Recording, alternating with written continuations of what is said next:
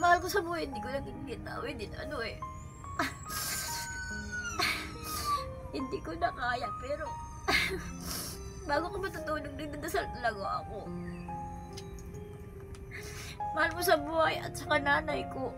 Tapos tumawag ko sa kapatid ko kung mamatay na raw siya.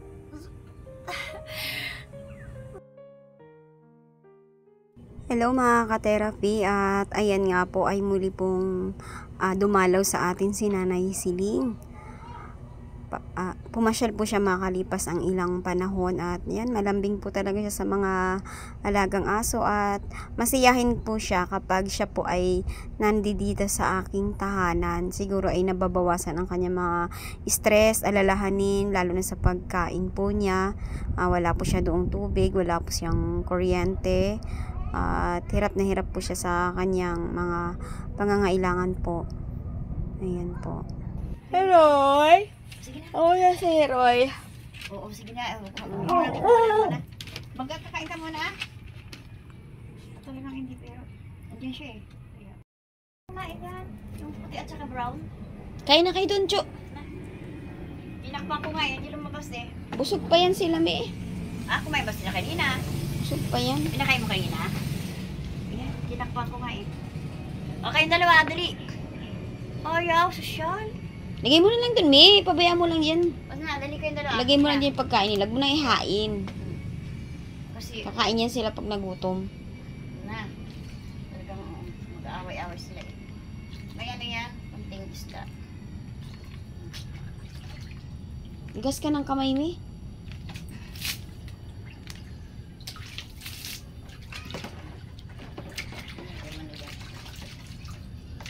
Oo. Talagang ano. Ayan, kain na kayong dalawa. Puti. Labas. Ay, kaya. Ayaw kumain. Ayaw niyo kumain? Gusto niyo karne? Hmm? Ayaw, aswang. Ano na si Heroy? Yan ko nga ipaapoy ko. Yung dalawa. Ay, isda. Huwag mo na nga ihain, me. Alina, dali na.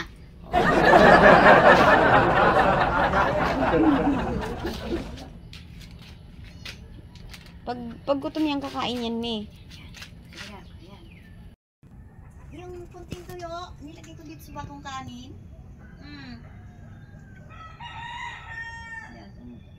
Yun na yun ah. Tayo ka dyan. Ay, oo nga, sobra. Kalandian. Nakatihay pang ganyan. Oo nga, parang walang problema. Oo nga, maaso ka naman talaga. Lalo ka naman kumanta dyan? Aw-aw ka mo. Dre, ikulong mo na to! Muntis na nga eh kasi. Halika na dito. Tayo! Pinin mo to. Nakatihaya. Nasasarapan sila sa patirahan nilang ganyan. Sa probinsya. Ba't ka uuwi doon? Ano na, magpapahinga na tayo hanggang mamatay. Siyempre, napagod na rin tayo. Kaso, ang problema, sila kitaan. Kasi sa probinsya, mahirap ang buhay eh. Mahirap ang pera. Mas mahirap ang buhay dito, Nay. Ang ginaan ng mga tao sa probinsya. Sa probinsya may sariwang isda. May Ang- sariling gulay. Oo, ganun nga. Pero ang pera sa Maynila, madali. Ang Bakit? pera sa probinsya, mahirap. Pero sagana naman doon. Masagana ang pera dito, madaling gastusin. Pero sa probinsya, may tanim ka, may sarili ka. Kahit wala kang pera, buhay ka. Sa probinsya. Mm. Hindi sa probinsya ka na lang. Pero dito, umiikot lang ako para mangangahoy.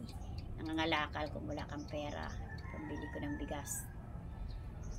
Tapos, dito ako kay Sister Therapy at tumutulong. Kung ano man ang busy siya kasi. Tapos, ito, naglilibang sa tanim-tanim dito para sa problema is mawala. Uwi sana ako mga kasama, pero ang hirap din pala ng buhay. Demolis na yung aming tirahan, so wala akong matirahan kung uwi ako sa probinsya. So sana gustong umuwi sandali, ayusin ko yung madatnang ko doon na pagtirikan ko ng kubo-kubo.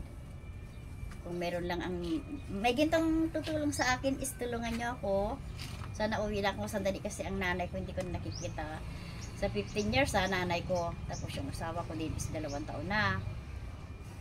So bilang senior citizen, ang hirap kumita din ng pera. Muna sila, Dre. Hindi pa kailangan.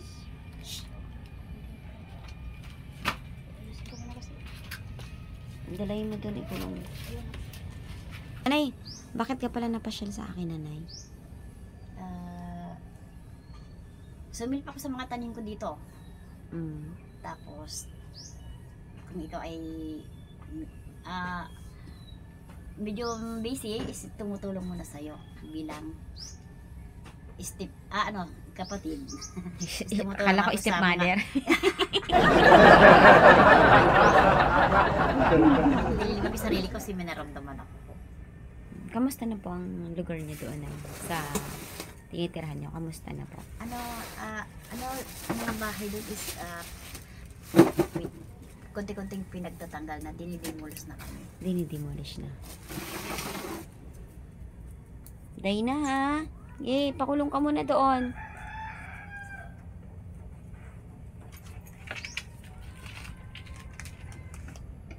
Dinidemolish na kayo. Dun sa tingin mo, nanay, mga gaano pa katagal ang demolition dyan sa lugar nyo, sa iyong Baka pakiramdam? na lang, isang taon. Mga 1 year na lang. Pag talagang umagang magis binubuldozer yung mga kahoy, tinutumba. Ito lang dito, kabado kami lahat dyan. Ay, kinakabahan ka po. Lahat kami dyan. Paano Siyempre, po ang... Kasama na yung mga tauhan ng mga tumutusok ng lupa. May isang lupa kung paarot dirikin yung isang building na yan. Tapos binubuldozer yung mga bahay-bahay na malalaki dyan. At yung mga kahoy. Habang ginagawa yan, iskabado kami lahat dyan. Siyempre, isipin namin kung saan kami titira sa susunod. Ang hirap ng buhay ngayon na walang sariling tirahan. Opo. So ito, nag-iisip din ako. Kasi plano ko na rin uuwi sa probinsya. At ang problema nga lang ho, kasi wala akong kailangan ho ang tingnan ko yung tirikan ko doon, uwi lang ako sandali sana. Kasi lilipatan ko kung halimbawa na dinidemolish kami dyan. Kung sakali po bang makakapagtayo ka ng maliit na kubo mo doon sa Pangasinan, Sisikapin kong mas gusto niyo po mag-stay doon? For kung good? sakali magtitira kayo ng kubo-kubo. Kasi tayo, paghahandaan na natin yung yung tanda tayo ugod-ugod na tayo. Opo. So, paghahandaan natin yan. Sana meron naman tayong sariling konting kubo-kubo. Sa ngayon, Nanay Siling, ano po yung bilang 65 years old?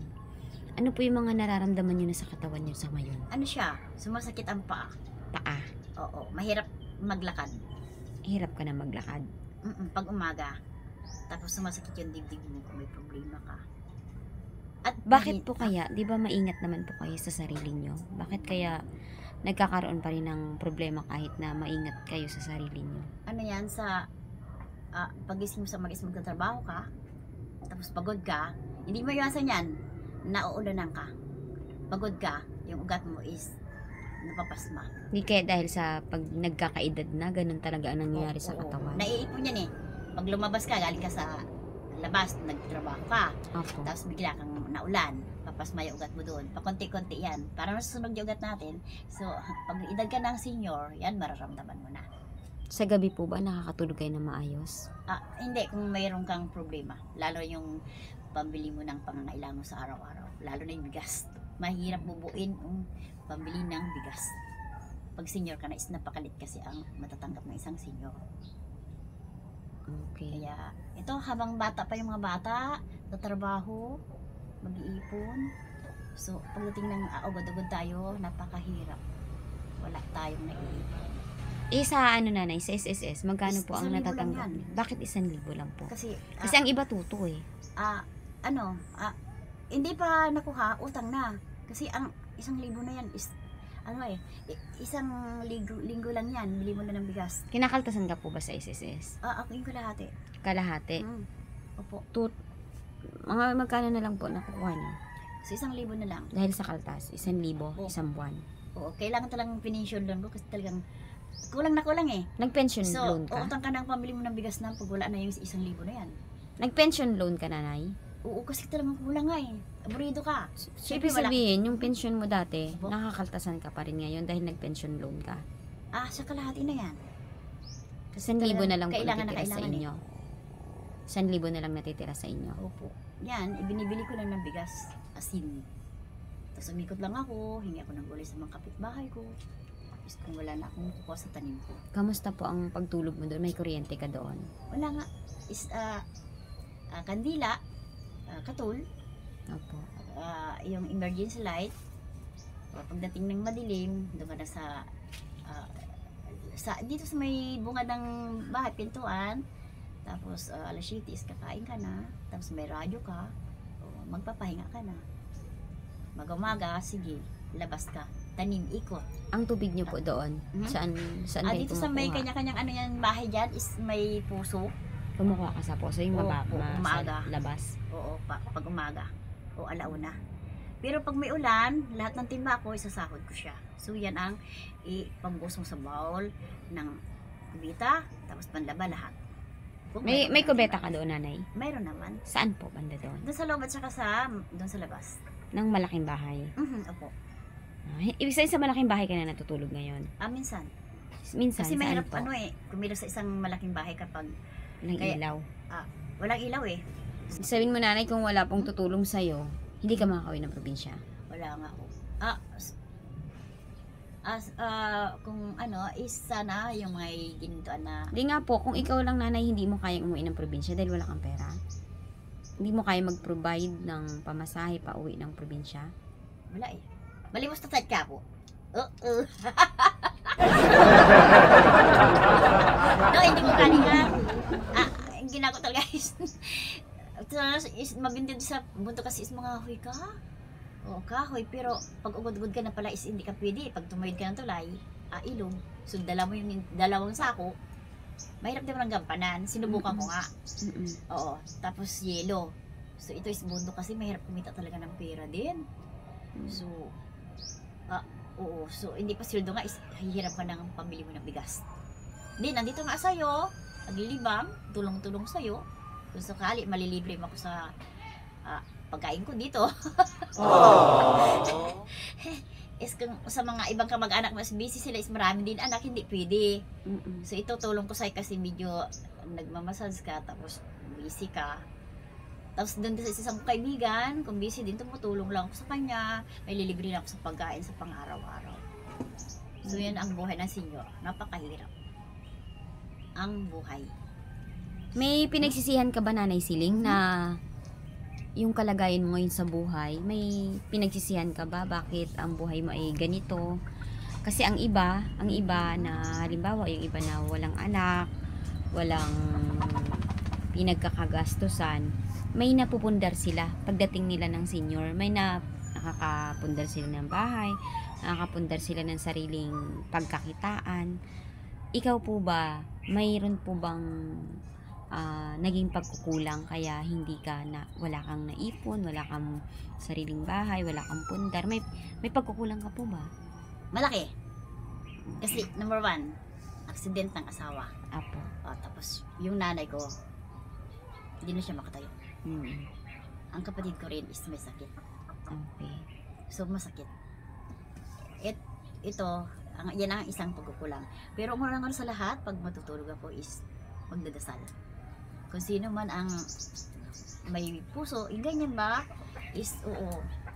Nagpipray ko, sana may konting puso. Yan ang inaano ko lang. Kung sakasakaling matulungan nila ako, uwi lang ako sandali, makikita ko lang sila. Masaya ako sa bagay na yan. Kung magugustuhan mo doon, Nanay Siling, halimbawa, Opo. sinamahan kita doon sa Pangasinan. Thank you. At masaya Halimbawa na. lang, Masaya. natulungan kitang samahan doon. Opo. At nakita mo na mas maganda pala ang buhay doon. Papayag ka ba na doon ka na for good? Pwede na rin. Kasi ang isipin natin, pag senior na tayo, is makapiling natin yung mga pamilya natin. Okay. Is masaya na tayo nun. Pamilya, kadugo. Kasi kung dito sa Maynila is kumikita ka ng pero napakahirap din pala ang buhay dito sa Maynila. Kung ang trabaho mo is hindi ka natapos. Ordinary ka lang. So hindi ka makaipon ang liit eh. Tapos din, yung taong lahat is dumaan tayo sa pagsubok. So, yung number 1 yan. Dati ba, Nanay Siling, Mhm. mahilig ka talaga magbigay sa mga friends mo? Oo, biri. Mga lahat Napaka yan. ano mo sa mga Barkada. kaibigan? Is, give and take lang. Kung meron siya, bigyan niya ako. Kung anong wala siya, bigyan mo siya. Then, kung wala siya, bigyan niya ako. Doon ka nag-focus na masyado kang friendship. Masyado ka maraming kaibigan Hindi na tinutulungan Sa No. pangangailangan niya, like bigas, ganyan. noong araw. O, kailangan niya ni. Tapos prutas. So, naging matulungin ka, sobra. Kaya hindi ka Sobra. nakapag-ipon ng para sa'yo. Talaga medyo wala tayong ipon kasi hindi tayong sweldo nun eh. So, ang ano lang is ugali. Kung meron siya, bigyan ka. Para meron kang karamay sa buhay. So nagkakaroon ka ng mga kaibigan dahil gusto mo ng karamay. Matatandang dalaga sila. Baka doon naubos, Nanay, kaya hindi ka nakapag-ipon. Hindi kami naman lasingga eh, kundi record na sing-along kami, ganyan. Konting prutas, konting pagkain. Pero ngayon po, ano na lang po ang hangad nyo ngayon? Halimbawa, kayo po ay natulungan. Nagkaroon kayo ng sariling bahay sa Pangasinan, sariling kubo. Ano po ang... Mag-alaga ko ng 45 days na manok, Okay. kahoy, pagkain ng aso, Opo. negosyong pagkain ng aso, pagkain ng manok. So, Yan. Opo. Opo. Yan ang medyo, pag nakuha ko na si Tatay Dante mo, yan ang libangan niya kasi malinis sa paraan niya. Balak mo pa rin kuhain si Tatay Dante? Syempre kung kasal kayo, yan ang buhay eh. Kaya nag-asawa ka, ayusin habang buhay. Umuwi ka po tumatanda muna ka, sa inyo. Aha. Umuwi ka Then, muna sa inyo. Bisitahin natin. Uwi ka muna sa inyo. Opo. At tingnan mo kung ano ang pwede mong tirahan doon. Oo po, talaga mahalaga yan. Yan muna. Wag mo Kailangan munang isipin si Tatay Dante. May tirahan tayo, lalo pag umulan, bagyo, wala tayong matirikan. Kasi nanay, si Tatay Dante, Tirahan. maayos ang buhay kumpara sa'yo. Mhm. Kaya ang dapat mong anuhin, yung kalagayan mo muna. Sana. Kasi maayos na si Tatay Dante doon. May taga-alaga siya doon. Opo. Meron siya doong pagkain. Yung kalagayan mo, ang isettle mo. Kasi anytime na magkasakit ka, sino po ang tutulong sa inyo? Siyempre, siguro kung may kamag-anak kang magandang kalooban, Paano kung wala kang Ang kamag-anak mata, na magandang may kalooban? Ha? Paano kung wala kang kamag-anak na magandang kalooban? Sinong magkikare sa'yo? meron naman sila, siguro yung mga pamangkin, is nandyan yung mata. Siyempre, kung nakita ka na awa, nakakaawa ka is yan. Then, habang malakas ka is tanim-tanim. Okay, okay. Ay, isettle mo muna ang sarili mo, nanay, ha? Opo. Yung sarili mo muna. Kasi, Mhm. ano ka ngayon yung parang walang kasiguraduhan Mhm. ang buhay mo ngayon. Paano walang kasiguraduhan? Kasi, may nararamdaman ka na sa katawan. Madidemolis ang lugar mo. Pagkain mo. Kung uuwi ka ng probinsya, halimbawa masamahan kita sa probinsya nyo, makita mo doon kung saan ka pwede magtirik ng kubo sa kapatid mo. Baka mas magiging maganda ang buhay mo doon. So, yun ang dinidream ko sa balak sa ngayon. Kasi talagang, pagdating ng tumatanda ka is, may makita ka ba ng tirahan mo? Apo. Oo. So, yun talaga ang wish ko. Wish ko talaga within 2 taon. Kasi malungkot talaga ang isang buhay ng isang senior. Napakasaya ko kung nakauwi ako. Oo. Okay. Yan ang dream ko talaga. Yan ang pinagdadasal ko sa lahat ngayon.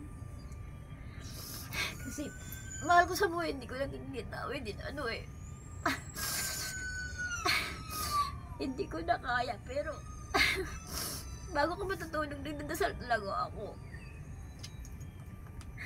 Mahal mo sa buhay at sa nanay ko. Tapos tumawag ko sa kapatid ko pa, mamatay na raw siya. Masakit din ang isang ganyan. Kaya nag-iikot lang ako sa mga kaibigan ko pagdating ng ulan. Kasi ayaw ko na maiinip ako. Tapos pagdating ko sa bahay, naglilibang ako sa radyo. Tapos may konting cellphone ako, tumatawag ko sa mga kaibigan ko. Magang-maga, tanim. Oo. So yan ang kinabubuhay ko, inalakas ko. So, nanay, sana magkaroon tayo ng pagkakataong masamahan kita sa Pangasinan. So I wish na sana yung may gininto ang puso. At mga ko dyan, viewers nationwide, is kumusta na kayo? Is good day. Ayan mga ka-therapy, ang nakikita ko po ngayon na maitutulong kay Nanay Siling ay ang makita niya muna ang kalagayan ng kanilang probinsya. Makita niya ang kanyang nanay. Kahapon mga ka-therapy ay tinawagan namin ang kanyang kapatid. At may iniinda na rin ang kanyang kapatid na noon po ay naimbitahan natin na dalawin si Nanay Siling dito. Ang gusto rin niya po ay makauwi si Nanay Siling doon dahil alam niya na mahirap ang buhay dito ni Nanay Siling. Ayan. Balang talagang i-demolish yung isang ano na yan, division na yan. O lote na yan. So, binabulldozer na. Pinaputol yung mga kahoy. Putik lahat doon. Na yan talaga ang dream ko na makauwi lang sandali. Sisilipin ko yung titirikan ko ng bahay. Yan. So, yan ang dream ko talaga. I wish si Lord sana marunong at mayroong konting ano. At talagang number one is pamasahe, ganyan. At talagang Kung yun ang magkakaroon dream ko tayo ng talaga. pamasahe, Nanay, With budget. sasamahan agad kita papunta doon. I wish. Masaya na ako sa buhay na yan. Yan ang dream ko sa taong Ay, ito. mga ka-therapy, kung magkakaroon po kami ni Nanay Siling ng pamasahe pa uwi po sa kanyang pamilya, ay handa ko pong samahan si Nanay Siling doon para makauwi po sa kanilang probinsya, magkita-kita sila ng kanyang pamilya, at sigurado po ako na magbabago ang mindset ni Nanay Siling kapag uwi siya kung saan po siya isinilang. Ilang oras ang biyahe doon, Nanay Siling? Ang mga 6 hours. 6 hours andun na tayo. Opo. Hindi tayo magbabarko?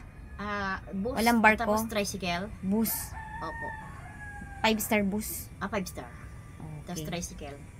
At sakali po makarating kami doon ay... Ang saya ng nanay ko. Baka biglang tumayo kaya. Ang nanay kasi is nakikita yung anak. Ano yan, biglang malay mo, milagro, di ba? Nakakatayo siya.